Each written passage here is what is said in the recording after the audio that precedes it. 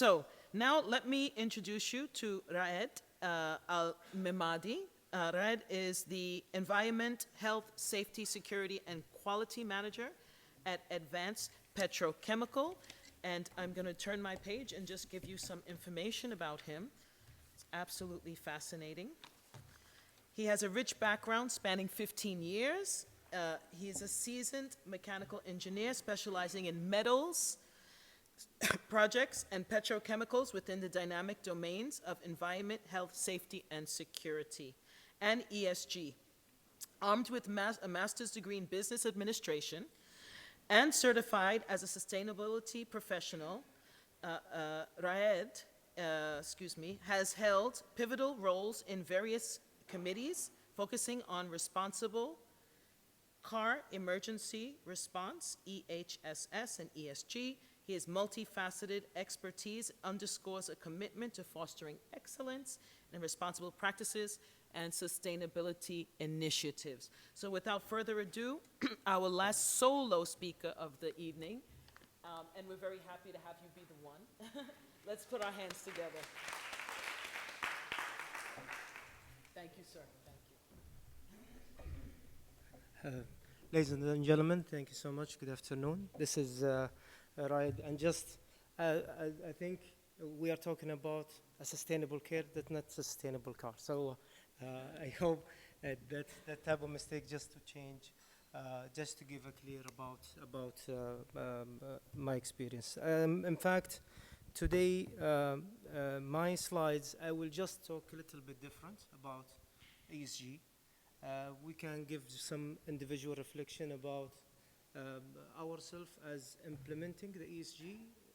I know that with the venue here, there are so many, we have consultants, we have solution providers, but today we'll give just a glance about the journey of implementing ESG and what are the challenges that we face during the journey of embedding the ESG part of our culture.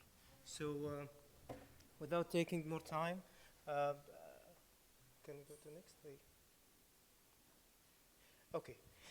When we talk about ESG, we talk about, it's just an approach that we are not covering on just only financial part, but we are talking about also commitment to sustainable practices, ethical and responsible governance. So usually business built to make profits, but the challenge that we have to have as a sustainability professional is how to embed a homogeneous platform between the financial targets that's driven by the leadership, along with whatever objective from ESG that we have to adapt in our system.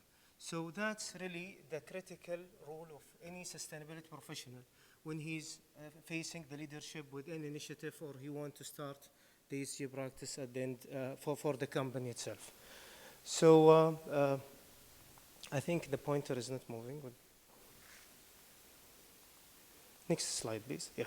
So an overview of any framework and the development of any strategies. Usually, I think with the previous team members that were already present today, we were talking about the materiality, we talk about engagement of stakeholders, we talk about alignment with international standard and practices, initiatives, either national, internationals. All of these kind of initiatives, it's plenty. We need to be, any organization need to be focused in what kind of initiatives that need to be adopted within the organization. At the end of the day, any initiatives, it has a cost. And the management, when they are seeing what's being proposed by the sustainability team, at the end of the day, they will find something that can really adding a benefit, value addition. At the same time, it's not giving extra cost to their bottom line at the end.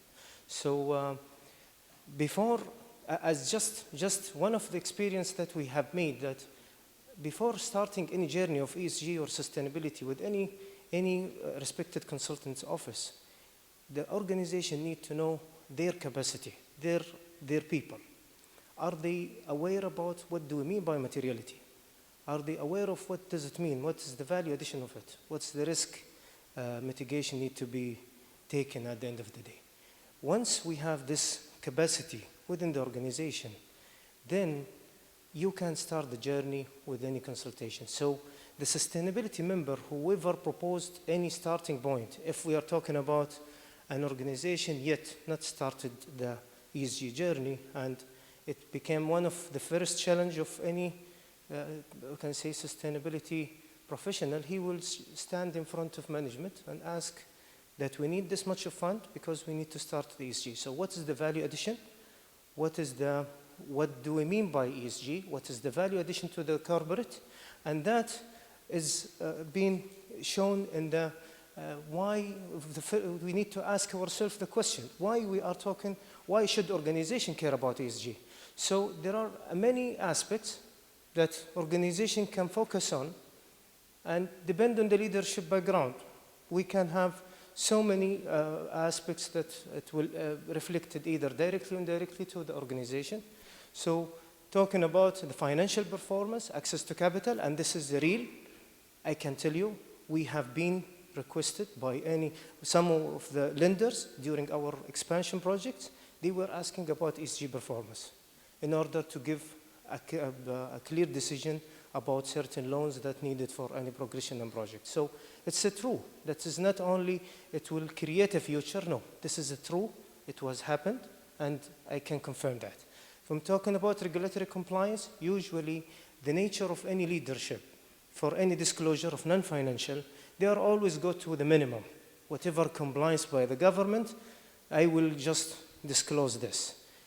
Now, when we talk about ESG, that means you need to convince the leadership that they have to go on beyond that. And going beyond, it's linked with the level of achievement that our capability that the company has, which a responsibility of ESG professional to convince the management about that capability that they have, non-financial capability we are talking about. So talking about attracting people or talented people, usually they are not only talking about the financial compensations. Sometimes the reputation of the company, the performance, what is the environment, all of these things, it reflects that this organization is attracted. I would love to be part of that team and group. The long-term value creation, the stakeholder and the trust and engagement, either that this, when talk about stakeholders like governmental bodies or talking about customers, all of them have become stakeholders. So that ESG, when you disclose something that you believe that this is a sustainable and they can run it for a certain period of time, it's not a one-year practice and then it did end. No, we are talking about sustainable practice. The trust will be coming, then an invitation, opportunities, venturing opportunities will become at the end of the day, and this is part of the expansion of the companies to grow in the sustainable financial market. Differentiation, competitive advantage. We are hearing about blue ammonia, green hydrogen. All of these is a competitive advantage, and companies now they are moving toward that. Sorry, I'm talking about maybe from manufacturing language, but this is usually the perception of all fossil fuel companies that they are the high emitter.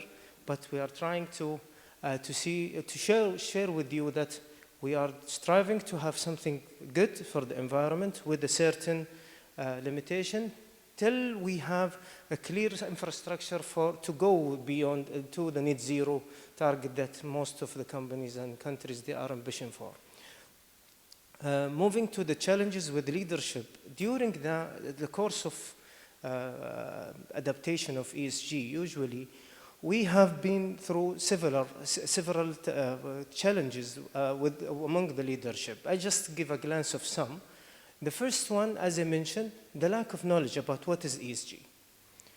When they talk about the benefit, what are the benefits of the ESG? Because there is some educational issues that we don't have clear awareness that's been given or structure academic programs that been given to us, to the current leaders about the ESG and the benefit of that. The second one, we talk about a realization of the ESG impact. So usually, as when we talk about recognition of the impact, this is the positive impact, and there is a critical part in the ESG report or the sustainability report. It's a part of, I think all of you agreed that we are talking about a transparent tool. If we talk everything positive, that means it's become like a social responsibility.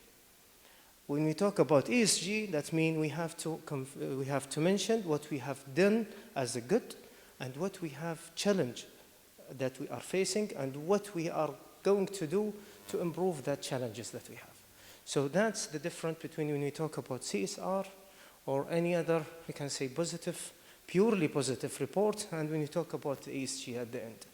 Number 3, the resistance to change, and that's really the depend on the team who's working on any change management, including the ESG, that if you have a roadmap to the ESG, it has to go with the gradual change. It should not be go with the one-time change. Sometimes a change that required a big amount of funds, in that stage you cannot take it from the management, but once you be with them in the whole journey, maybe within 3 or 4 years, they will be convinced with a certain limitation to go with that, and then you can achieve it. Number 4, that when you talk about short-term and priorities, either short or long-term, usually when we talk about ESG investing, the finance team, they will come in front, they will ask about return on investment, they will ask about the duration to get these things. So once we have a risk in place, when we have a mitigation, a proactive measure about what is the financial risk from not having this initiative, then you might end up with a mutual we can say agreement with the finance team in order to invest in such project. And that really will come true maybe within the, now we are hearing that especially for the people who's, their organization that exporting their products to Europe, the CBAM is going to be there, which is going to make extra taxation to the products that at the end of the day, it's forced them to move with the sustainable projects that reduce their carbon footprint at the end of the day. So those kind of challenges we've been through during the adaptation of the of ESG system within the organization. When you talk about how to overcome those challenges, the first thing is the awareness. So this is the first part. So you build your capacity, you build the capacity of the organization, then building a compelling business case. This is one of the parts. When you do an alignment, you need to find the purpose of those KPIs that you are going to deal and report with. It's not a matter of taking just a checklist to fill. It doesn't mean that we have this KPI or that KPI. One of the stories that we have been through, we live with the set of KPIs for almost 10 years, but when we disclose it, it's being recognized with no value when we talk about scoring and rating within the ESG, international ESG firms. So those kind of things, or any indications that you, or indices that you are dealing with, it has to be with a purpose, with a meaning, and should be reflecting to the culture of the organization. It doesn't mean that we need to satisfy certain requirements. Also engaging in continuous awareness and dialogue with leadership, because at the end of the day, they are the main driver to the success of the ESG. It's not the sustainability team only. Develop a systematic work process that reflects a sustainable best practice. And that's really one of the successful steps that everyone has to go. Whenever we adapt a change, we have to ensure it's sustainable. So sustaining an ESG practice has to be with the systematic approach. If it's been triggered by a person, when the person is left, everything is off. But once it becomes triggered with a system, that means this process will stay for a long time. The last part, maybe we can talk about the verification process. It's really give a trust, and even any publication that's been done by any organization, if it's been audited by independent verification body, this will give extra credit to the organization as a trusted information in the report.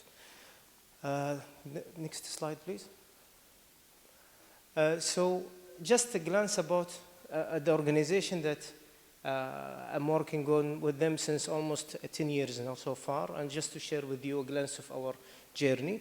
So, Advanced is one of the petrochemical company located in Saudi Arabia. It has some venturing with the Korean investor and the polymer plant. So it's one of the publicly listed organization within Saudi market. We started the journey of of sustainability in 2017 with only carbon footprint program. We didn't talk about ESG at all. We didn't disclose anything at that time. We didn't having any consideration of ESG and the terminology of ESG at the time in 2017. Only we talk about what is the carbon footprint, what are the resources that we are using, how we develop and maintain the minimum requirements as per the guidelines of the government at that stage. Then we move to 2020. We start working on ESG. We explore our capacity. We work on the frameworks. We check what are the maturity of our organization. We did an engagement with stakeholders. We built the foundation of our ESG program in order to move toward our positive impact to the community. And that's driving us to have a long-term target to 2030. We didn't say net zero yet, but our ambition to that, but we are becoming realistic in order to have the best economical, we can say best environmental performance of the petrochemical plant. Then we moved to, we didn't report anything at that year, because it doesn't mean that when you have an ESG, you have to do it the same year. You take your time, build your capacity, build your system, then you can go confidently to the public. Then in 21, we move with the report. We go with the extra capacity building. We go beyond in the carbon footprint to scope 3. And then we move to the collaboration with international. And then a second report is going. We are going with clean sweep of plastic plates. We talk about so many initiatives. And that most of those initiatives, it didn't come from sustainability team, by the way. Some of it came from the people. So we build the culture of initiative, build the culture of innovation. Last year, we recognized more than 27 million revenue from sustainable projects. It's been implemented and realized in the bottom line and financial data of the company. And another project of carbon circular economy that's going to be embedded in our organization within a year. So the journey from nothing in 2017, we just optimize. Now we move with extra project, with investment. This is a really true demonstration of how the journey of embedding or adopting a culture of ESG within the organization. So one of the key topic that I think as a reflection, any organization, if they want to start with any ESG journey, they need to know their team first.